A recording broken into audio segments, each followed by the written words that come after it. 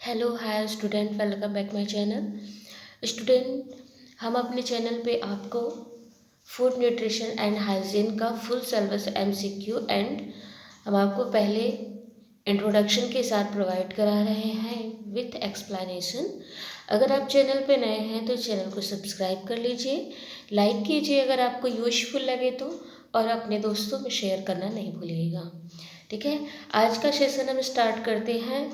Student, हमने second unit का carbohydrate, protein, वसा का अध्ययन कर लिया है। आज हम मिनरल्स पढ़ेंगे, खनिज लवण। हमारे शरीर में हमारे कुल भार का 96% भार जो होता है वो का प्रोटीन, कार्बोहाइड्रेट, वसा और जल के कारण होता है। शेष जो 4% होता है स्टूडेंट, वो खनिज लवण के कारण होता है। इन 4% में हम मानव शरीर में कुल 24 प्रकार के खनिज लवणों की आवश्यकता होती है। यद्यपि इनकी बहुत कम मात्रा हमारे शरीर के लिए आवश्यक होती है, परंतु इतना ही कम मात्रा अत्यंत महत्वपूर्ण भूमिका निभाती है। ये 24 प्रकार के कौन कौन से खनिज लवण हैं, नीचे हम उसका वर्गीकरण करेंगे और यहाँ हमने आपको दिखा भी दिया है। Calcium, phosphorus, potassium, sodium, chlorine, sulphur, iron, magnesium, iodine, cobalt, zinc, arsenic, bromine, aluminium, nickel, fluorine, chromium, cadmium, selenium, silicon, vanadium और मलाडनियम। ठीक है, अब आगे हम देखेंगे इनका वर्गीकरण और अच्छे से करेंगे। स्टूडेंट, यहाँ खनिज लवण का हम यहाँ प्रकार देख रहे हैं। तो सबसे पहले हम आपको बता दें, क्वेश्चन पूछा जाता है कि हमारे शरीर में सबसे अधिक मात्रा किस खनिज लवण की होती है। तो यहाँ आपको देखिए सीधे सीधे बताया गया, शरीर में उपस्थित 4% खनिज लवण में 3/4 भाग केवल कैल्शियम और फास्फोरस का होता है। मतलब 4 भाग अगर आप करेंगे 4% को, तो लगभग 3 भाग तो केवल कैल्शियम और फास्फोरस होता है। सबसे अधिक कौन होता है? कैल्शियम, और इसके बाद फास्फोरस। इसके बाद 1 भाग में 1/4 भाग में अन्य लवण आ जाते हैं। हमारे शरीर में कुल 24 प्रकार के खनिज लवणों की आवश्यकता होती है। इसको इस प्रकार से डिवाइड किया जा सकता है। देखिए, मेजर खनिज लवण calcium, phosphorus, potassium, sulphur, sodium, chlorine और मैग्नीशियम आते हैं। इनका परसेंटेज दिया गया है कि कैल्शियम 2%, फास्फोरस 1%, बाकी सब देखिए दशमलव दिया है। पोटेशियम 0.35%, सल्फर 0.25%, सोडियम 0.15%, क्लोरीन 0.15% और मैग्नीशियम 0.05%। ठीक है, इस तरह से ट्रेसर खनिज लवण भी दिया गया है स्टूडेंट, यहाँ आप देख लीजिए। इस तरह से ट्रेसर में क्या आते हैं, तो 4 खनिज लवण आते हैं। लोहा, आयरन जिसे आप कहते हैं, तांबा, आयोडीन और मैग्नीज। इनका मात्रा 0.004%। आयरन हमारे शरीर में कितना चाहिए? 0.004%। और तांबा 0.00015 और आयोडीन है 0.0004%। और मैग्नीज है आपका 0.003%। ठीक है, इसके बाद जो शेष बचते स्टूडेंट वो अन्य में आ जाएंगे। ठीक है, 7 आपका आ जाएगा मेजर में, 4 आ जाएगा ट्रेसर में, और जो बचते हैं, क्योंकि हमको 24 प्रकार के खनिज लवणों की आवश्यकता होती है, तो अन्य जो बचते हैं वो आ जाएंगे अन्य खनिज लवण, जिनकी बहुत कम मात्रा हमें चाहिए होती है। जब हम मेजर और ट्रेसर खनिज लवण को ले लेते हैं तो उनकी आवश्यकता अपनी आप पूर्ति हो जाती है। अगर मैं आपको यहाँ और अच्छे से समझाने का प्रयास करूँ तो इस प्रकार से हम बता सकते हैं कि खनिज लवण का वर्गीकरण हम 2 भागों में कर सकते हैं, मुख्य खनिज लवण, गौण खनिज लवण। ठीक है, मुख्य में इस तरह से 7 आते हैं, देख लीजिए, और गौण में ये सभी आ जाते हैं। ठीक है, देख लीजिए। खनिज लवण का कार्य क्या होता है, तो शरीर में दांतों की हड्डियों के निर्माण करना, उनको मजबूत रखना। ठीक है, इसके साथ साथ शरीर में सुरक्षात्मक कार्य करना, रक्त निर्माण करना, ये सारे कार्य किसके हैं? खनिज लवण के होते हैं। कहने का मतलब है निर्माणात्मक कार्य करना, नियामक नियंत्रण रखने का कार्य करना, ये सारे काम खनिज लवण के होते हैं। ठीक है स्टूडेंट, ये है खनिज लवण की कार्य स्टूडेंट, इस तरह से निर्माणात्मक और नियंत्रक नियामक कार्य। ठीक है, ये हमें वनस्पति जगत से और जंतु जगत दोनों से प्राप्त होते हैं, और अच्छी मात्रा में हमको जंतु जगत से प्राप्त होते हैं स्टूडेंट। आइए इस पे आधारित हम एमसीक्यू क्वेश्चन देखते हैं। पहला क्वेश्चन है, मैग्नीशियम का उपयोग किया जाता है ग्लाइकोलाइसिस एटीपी के रूप में, उपापचयी प्रतिक्रियाओं के एंजाइम के रूप में। तो उक्त सभी, हमारा राइट ऑप्शन क्या है? उक्त सभी, डी हमारा राइट है। नेक्स्ट क्वेश्चन, निम्नलिखित में कौन खनिज तत्व है? कैल्शियम, फास्फोरस, मैग्नीशियम, उक्त सभी, तो उक्त सभी। नेक्स्ट क्वेश्चन स्टूडेंट, वह खनिज तत्व जिसकी कमी से मनुष्य में ग्वाइटर घेंगा रोग हो जाता है। तो आयोडीन की कमी से मनुष्य में घेंगा रोग हो जाता है, ऑप्शन ए। नेक्स्ट क्वेश्चन, मानव शरीर में कुल कितने खनिज लवणों की आवश्यकता होती है? तो 24।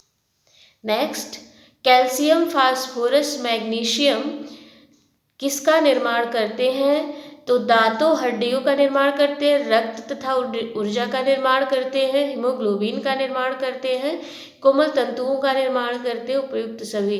तो दांतों और हड्डियों का निर्माण करते हैं, ऑप्शन बी हमारा राइट ऑप्शन है। नेक्स्ट, स्वस्थ प्रौढ़ व्यक्ति के शरीर से प्रतिदिन कितना कैल्शियम निष्कासित होता है? तो 320 मिलीग्राम कैल्शियम स्वस्थ प्रौढ़ व्यक्ति के शरीर से निष्कासित होता है, हमारा राइट ऑप्शन ए है। नेक्स्ट क्वेश्चन देखिए, रक्त अल्पता किस कमी के कारण होता है? कैल्शियम, लौह लवण, फास्फोरस, सोडियम। तो देखिए, रक्त अल्पता लौह लवण की कमी से होता है, क्योंकि लौह लवण को ही हम हिम कहते हैं। तो हिम और ग्लोबिन, ग्लोबिन क्या है? एक प्रकार का प्रोटीन है।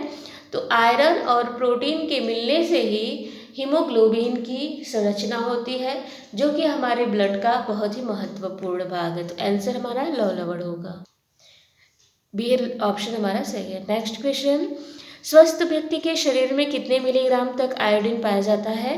तो एक स्वस्थ व्यक्ति के शरीर में स्टूडेंट 20 से 25 मिलीग्राम आयोडीन पाया जाता है, राइट ऑप्शन हमारा सी है। नेक्स्ट क्वेश्चन देखिए, मक्खन में वसा की मात्रा कितनी होती है? तो मक्खन में 80% जो होता है वो वसा होता है, वसा का रिच सोर्स भी तो है मक्खन। नेक्स्ट देखिए, पानी में घुलनशील प्रोटीन नहीं है। तो हीमोग्लोबिन, एक्टिन, मायोसिन, ट्रिप्सोसिन। तो हीमोग्लोबिन जो होता है वो पानी में घुलनशील नहीं होता है। हीमोग्लोबिन में देखिए दो तत्व मिलके बने हैं हीमोग्लोबिन, एक तो हिम है जिसे हम आयरन कहते हैं, दूसरा ग्लोबिन क्या है? एक प्रोटीन है जो कि जल में अघुलनशील है।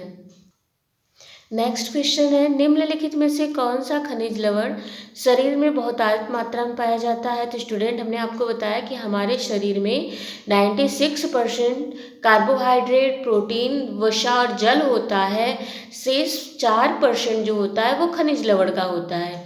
इस 4% में भी 3/4 भाग जो होता है वो कैल्शियम और फास्फोरस का होता है, एक भाग में अन्य आते हैं। तो यहाँ हमारा राइट ऑप्शन क्या होगा? कैल्शियम, जो कि 2% होता है। नेक्स्ट क्वेश्चन, शरीर में पाए जाने वाले खनिज लवण कहाँ विद्यमान होते हैं? स्वतंत्र रूप से कोशिकाओं में, यकृत में, किडनी में, अस्थियों में। तो ये स्वतंत्र रूप से कोशिकाओं में विद्यमान होते हैं स्टूडेंट, राइट ऑप्शन हमारा होगा ए। नेक्स्ट क्वेश्चन, मानव शरीर के लिए आवश्यक खनिज लवणों की कितनी संख्या है? तो 24। नेक्स्ट क्वेश्चन देखिए, खनिज लवण क्या है? कार्बनिक तत्व, अकार्बनिक तत्व, वसा, प्रोटीन। तो खनिज तत्व जो है, खनिज लवण क्या है? कार्बनिक तत्व, अकार्बनिक तत्व। तो स्टूडेंट, खनिज लवण जो होता है वो अकार्बनिक तत्व होता है। देखिए यहाँ दिया है, हमने हाईलाइन किया हुआ है ना, क्योंकि खनिज लवण स्वयं अकार्बनिक तत्व है, अर्थात वे तत्व जिसमें कार्बन अनुपस्थित रहती हैं, ठीक है। तो हमारा राइट ऑप्शन क्या होगा? बी। नेक्स्ट क्वेश्चन, रिकेट्स रोग किसकी कमी से होता है? तो रिकेट्स जो होता है वो हड्डियों से संबंधित रोग है, इसमें हड्डियां जो होती हैं वो बिल्कुल कमज़ोर हो जाती है, जो कैल्शियम की कमी से होता है। नेक्स्ट, बच्चों में होने वाले कबूतर की छाती रोग किसकी कमी से होता है? तो कैल्शियम की। इसमें बच्चों का जो चेस्ट होता है, पिंजन चेस्ट हो जाता है बिल्कुल गोला सा, ठीक है। जब रिकेट्स रोग होता है तो उसमें बहुत सारे हड्डियां जो है कमज़ोर हो जाती हैं और उनकी आकृति जो होती है विकृत हो जाती है। और बच्चों में जो होता है छाती जो होती है उनकी कबूतर के चेस्ट के समान हो जाती है। नेक्स्ट देखिए, थायरॉक्सिन हार्मोन्स के निर्माण के लिए आवश्यक खनिज लवण कौन सा है? तो आयोडीन जो होता है वो थायरॉक्सिन हार्मोन्स के निर्माण के लिए महत्वपूर्ण होता है। थायरॉक्सिन क्या है? एक थायराइड ग्रंथि होती है जिससे निकलने वाले स्राव को हम थायरॉक्सिन हार्मोन्स कहते हैं, जो हमारे गले में होती है। जब हमारे शरीर में आयोडीन की कमी हो जाती है तो इस ग्रंथि में सूजन हो जाती है जिसे हम घेंघा रोग के नाम से जानते हैं। नेक्स्ट क्वेश्चन, आयोडीन एक स्पेस है, धातु, उपधातु, अधातु, तो आयोडीन एक उपधातु है। नेक्स्ट क्वेश्चन देखिए स्टूडेंट, दालों, तेल बीज, अनाज, सूखे मेवे, फास्फोरस किस रूप में रहते हैं? फाइटिक एसिड, फाइटिक, फास्फोलिपिड या उपयुक्त ए बी दोनों? तो राइट ऑप्शन हमारा ए बी दोनों है, फाइटिक एसिड और फाइटिक के रूप में। नेक्स्ट, फास्फोरस के अवशोषण में कौन सा विटामिन आवश्यक होता है? तो विटामिन ए जो होता है ये फास्फोरस के अवशोषण में महत्वपूर्ण भूमिका निभाता है, option A. Next question, nucleoprotein तथा न्यूक्लिक एसिड के निर्माण के लिए आवश्यक खनिज लवण कौन सा है? तो क्रोमियम। क्रोमियम जो होता है वो न्यूक्लियोप्रोटीन और न्यूक्लिक एसिड के निर्माण के लिए आवश्यक होता है। नेक्स्ट क्वेश्चन, आयोडीन अधातु का रंग होता है, तो आयोडीन का रंग बैंगनी होता है। नेक्स्ट क्वेश्चन, दूध तथा अंडे में प्रोटीन के साथ फास्फोरस किस रूप में होता है? फास्फोप्रोटीन, न्यूक्लियोप्रोटीन, फास्फोलिपिड या ए बी दोनों? तो ए बी दोनों रूप में होता है, राइट ऑप्शन हमारा डी हो जाएगा। नेक्स्ट, वसायुक्त भोज्य पदार्थों में फास्फोरस किस रूप में रहता है? तो वसायुक्त भोज्य पदार्थों में फास्फोरस फास्फोलिपिड के रूप में रहता है। नेक्स्ट क्वेश्चन, अनाजों में फास्फोरस किस रूप में रहता है? Phosphoprotein, phospholipid, phosphoric ester, phytic acid? तो फास्फोरिक एस्टर के रूप में रहता है, option number B is the right answer. Next question student, iodine एक प्रबलन है किसका? तो जीवाणुनाशक। आयोडीन एक प्रबल जीवाणुनाशी है, जीवाणुओं को नाश करने वाली है, ठीक है। नेक्स्ट, आयोडीन का उपयोग होता है टिंचर आयोडीन, आयोडेक्स, आयोडोफॉर्म, उक्त सभी, तो उक्त सभी रूप में। नेक्स्ट क्वेश्चन, जब दो या दो से अधिक खनिज लवण मिलते हैं तो क्या निर्मित होता है? खनिज यौगिक, रक्त, अस्थि, मज्जा? तो खनिज यौगिक निर्मित होता है। नेक्स्ट क्वेश्चन, खनिज लवण कार्बनिक तत्वों से मिलते हैं तो कौन सा यौगिक बनता है? तो खनिज तत्व जब कार्बनिक यौगिक से मिलते हैं तो कार्बनिक यौगिक बनता है, B is the right answer. Next question, शरीर में उपस्थित खनिज लवणों को कितने भागों में बांटा गया है? तो खनिज में उपस्थित खनिज लवणों को, शरीर में उपस्थित खनिज लवणों को हम 3 भागों में बांटते हैं, मुख्य खनिज लवण या जिसे हम मेजर खनिज लवण कहते हैं, दूसरा होता है ट्रेसर खनिज लवण और तीसरा होता है अन्य खनिज लवण। तो right option is the 3। Next question, major खनिज लवणों की कितनी संख्या होती है? तो 7। मेजर खनिज लवण 7 होते हैं। कौन कौन से होते हैं? तो calcium, phosphorus, potassium, sulphur, sodium, chlorine और मैग्नीशियम। नेक्स्ट देखिए, बच्चों के रक्त सीरम में फास्फोरस की कितनी मात्रा होती है? तो 4 से 5 मिलीग्राम प्रति 100 ml ब्लड में। नेक्स्ट क्वेश्चन, फास्फोरस का अपरूप है श्वेत या पीला फास्फोरस, लाल फास्फोरस, सिंदूरी फास्फोरस या उपर्युक्त सभी? डी हमारा राइट ऑप्शन है। नेक्स्ट क्वेश्चन स्टूडेंट, कैल्शियम प्राप्ति के मुख्य साधन कौन से हैं? दूध, पनीर, अंडा या इनमें से सभी? तो दूध, पनीर, अंडा सभी से हमको अच्छी मात्रा में कैल्शियम की प्राप्ति होती है, ठीक है। नेक्स्ट, टिटैनी रोग किसकी कमी से होता है? तो टिटैनी रोग कैल्शियम की कमी से होता है, जिसमें कि हड्डियां बहुत कमज़ोर हो जाती हैं, ठीक है, और इनका आकार भी विकृत होने लगता है। तो right option A. Next, parathyroid hormones के इंजेक्शन किस बीमारी में तुरंत लाभदायक होते हैं? तो tetany, B is the right answer.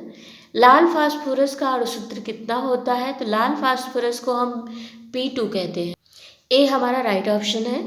Next, iodine की कमी से कौन सा रोग होता है? तो आयोडीन की कमी से घेंघा रोग होता है। नेक्स्ट क्वेश्चन, हाइड्रोक्लोरिक अम्ल के निर्माण के लिए किस खनिज लवण अणुओं की आवश्यकता होती है? तो हाइड्रोक्लोरिक अम्ल के निर्माण के लिए हमको क्लोरीन की आवश्यकता होती है, क्योंकि हाइड्रोक्लोरिक अम्ल का सूत्र क्या होता है? HCl होता है। तो H क्या है? हाइड्रोजन। हाइड्रोजन के साथ जब क्लोरीन मिलता है तो हाइड्रोक्लोरिक अम्ल का निर्माण होता है। नेक्स्ट है, इंसुलिन के निर्माण में किस खनिज लवण की आवश्यकता होती है? तो इंसुलिन के निर्माण में जिंक खनिज लवण की अत्यंत आवश्यकता होती है। और जब हमारे शरीर में जिंक की कमी हो जाएगी तो क्या होगा? हमारा जो इंसुलिन है वो प्रभावित होगा, ठीक है। और इंसुलिन की कमी से क्या होता है? तो मधुमेह रोग हो जाता है, जिसे आप डायबिटीज के नाम से भी जानते हैं। नेक्स्ट क्वेश्चन, रक्त में पाए जाने वाले 100 ml सीरम में कितने ग्राम कैल्शियम उपस्थित रहता है? तो रक्त में पाए जाने वाले 100 ml सीरम में 10 ग्राम कैल्शियम उपस्थित होता है। ये हमारा राइट ऑप्शन है। नेक्स्ट, लाल फास्फोरस का उपयोग किया जाता है दिया सलाई में, दवा में, कृषि कार्य में। तो लाल फास्फोरस का उपयोग हम दिया सलाई में और कृषि कार्य में करते हैं। राइट ऑप्शन हमारा डी है, ठीक है स्टूडेंट अगर आप चैनल पे नए हैं तो चैनल को सब्सक्राइब कीजिए, लाइक कीजिए, शेयर कीजिए। Thank you for watching my video.